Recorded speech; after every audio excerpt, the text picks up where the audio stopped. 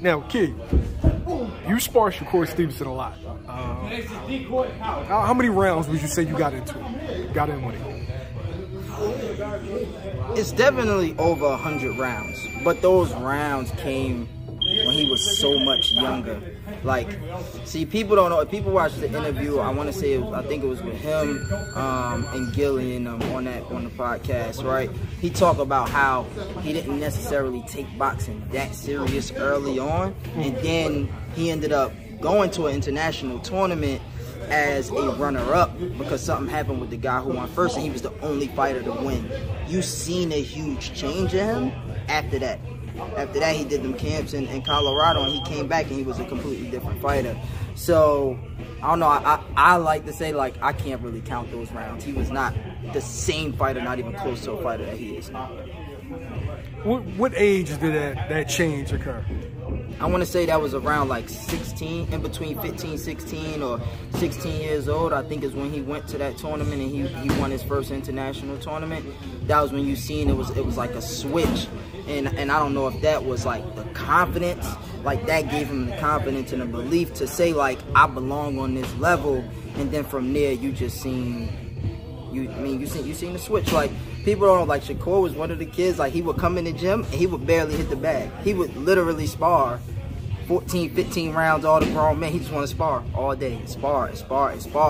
And lo and behold, now all of them rounds of sparring, and has turned him in, I think, to the monster that he is today. Now, there's an age gap between you, so when you started out sparring, were you just working with him, or yeah? When did it change from working with him to, yeah?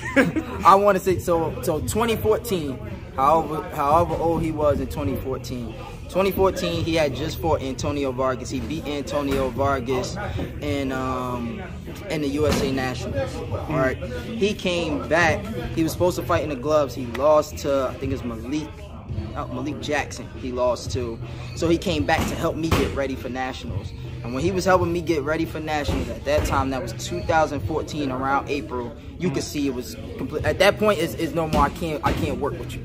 It's like, all right, I gotta really try and hurt him as much as I can, but he still at that time had that distance control, so that was, yeah, it was crazy.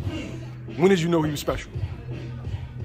I think that sparring session right there, I knew he was special. So actually, it was that sparring session, and then we had a session where we sparred. It was me, it was him, it was Leroy Davila, and it was Shawn Simpson.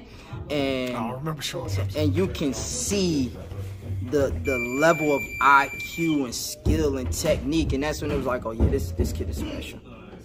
Yeah, he's special. As a fighter starts to develop, what are the changes in the young fighter? Is it speed, is it power, or is it just ring knowledge?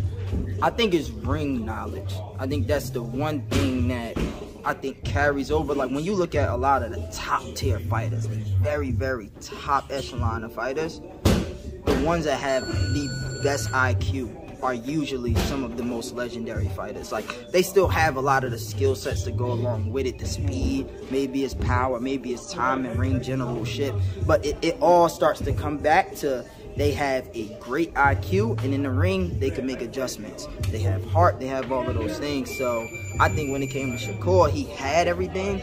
It was just about the confidence and him finally starting to feel like, you know, I truly belong here, and I know that there's nobody that could beat me, and that was it.